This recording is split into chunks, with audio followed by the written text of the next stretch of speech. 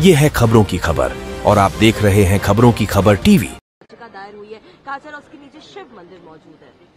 800 साल से दरगाह शरीफ है वहां पर और 800 साल में अलाउद्दीन खिलजी से लेकर उसके बाद आप अमीर खुसरो की किताब है उसमें इस दरगाह के बारे में लिखा गया। फिर बादशाह अकबर ने वहां पर कई चीजें बनवाई। फिर मुगलों का दौर जब खत्म हुआ तो मराठाओं का दौर शुरू हुआ। फिर मराठाओं का दौर जब कमजोर पड़ गए मराठा तो 18,000 रुपये में उन्होंने अंग्रेजों को बेच दिया। उस वक्त भी कई, जैसे जयपुर का रॉयल फैमिली है, उन्होंने 40,000 का सिल्वर पेश किया दरगाह के लिए, खिदमत की दरगाह की। देश के हर प्रधानमंत्री उर्स के दौरान वहां पर चादर बिछाते हैं। हमारे पड़ोस में जो 2 ममालिक हैं, कंट्रीज हैं, उनका ऑफिशियली डेलीगेशन वहां पर जाता है। जो इंडियन डायस्पोरा है सारी दुनिया में, वो वहां पर अकीदत रखते हैं, आते हैं सुल्तान हिंद के पास। आज अचानक आप ये हरकत कर रहे हैं तो सलीम चिश्ती की दरगाह नहीं है रहमतुल्लाह अलैह की, और ख्वाजा गरीब नवाज की दरगाह नहीं है। कहाँ रुकेगा बताइए? ये प्लेसेस ऑफ वर्शिप एक्ट 91 का क्या होगा? क्या अब डीवाईसी चंद्रचूड़ तो अब तो नहीं है, सीजीआई, क्या उनको अब ख्याल आ रहा है कि अगर वो इसको रोक देते? राम मंदिर के जजमेंट में उन्होंने प्लेस ऑफ वर्शिप एक्ट को, जजेस ने कहा कि ये बेसिक स्ट्रक्चर का हिस्सा है। बाद में सीजीआई ने खामोश हो गए जब चंद्रचूड़ थे। अब चंद्रचूड़ अपने लेगेसी को प्रोटेक्ट करने के लिए हर जगह मीडिया चैनल बैठकर इंटरव्यू दे रहे हैं। उन्होंने देखा क्या कर दिया उन्होंने। ये आपने देखा संभल में क्या हुआ, 5 लोगों की, मासूम लोगों की मौत हो गई। अब भारत सरकार को पार्टी बनाया गया, मिनिस्ट्री ऑफ माइनॉरिटी अफेयर्स को, एएसआई को। अब नरेंद्र मोदी की सरकार क्या वो कहेगी जिस पर नरेंद्र मोदी ने अपनी चादर बिछाई है बहैसियत प्रधानमंत्री, कि वो दरगाह है नहीं है? एएसआई क्या बोलेगा? ये पूरा देश को डिस्टेबलाइज करने के लिए, और ये देश के हित में नहीं, हम बार बार आपको कह रहे हैं।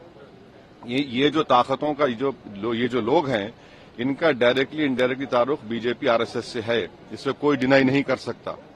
दिल्ली से लॉयर्स को लाकर आपने ये केस डाला है और आप 800 साल से दरगाह है, इसको बोल रहे दरगाह नहीं है। तो फिर क्या होगा फिर देश में? क्या कोई खामोश बैठ जाएगा? अब कल कोई मुसलमान जाके बोलेगा नहीं ये वर्शिप की जगह नहीं है, किसी और की, मेरी है। देश चलेगा तो संविधान से चलेगा, रूल ऑफ लॉ से चलेगा, लॉ एंड ऑर्डर मेंटेन होगा नहीं होगा, ये सब चीजें हैं। इसको तो नरेंद्र मोदी को डायरेक्टली जवाब देना पड़ेगा देश को कि आप इन लोगों को रोकेंगे नहीं रोकेंगे।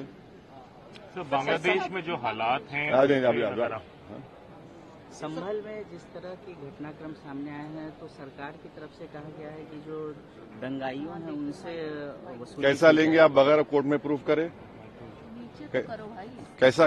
कैसा फोटो लगाएंगे आप? राइट टू प्राइवेसी का जजमेंट है, right to privacy fundamental right है। किसकी फोटो लगा देंगे आप? क्या कोर्ट ने प्रूफ किया? कोर्ट में प्रूफ करिए आप। और सबसे पहले जब तक वो पुलिस ऑफिसर सीओ रहेगा, एसडीएम होगा, इंसाफ तो होगा नहीं। उन्हीं की मौजूदगी में सब तमाशे हुए, फायरिंग हुई, 5 लोगों की मौत हो गई, वहां पर मर्डर हो किया गया उन लोगों को। प्रियंका गांधी ने शपथ ली आज, लेकिन उनको ये कहा जा रहा है कि वो मुस्लिम लीग की सांसद ने शपथ ली आज। कौन? प्रियंका गांधी की शपथ को बीजेपी कह रही है कि मुस्लिम लीग की सांसद ने शपथ ली है।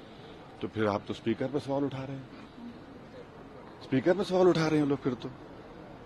सर, संभल में ग्राउंड से 41 कारतूस बरामद हुए हैं। वहाँ पे प्रशासन का कहना है कि उनकी दंगाइयों की तरफ से गोलियां चलाई गई थी। वो जो वीडियो दिख रहा है जो पुलिस वाले मार रहे हैं, वो क्या था? फूल बरसा रहे थे, फूल बरसा रहे थे वो लोग।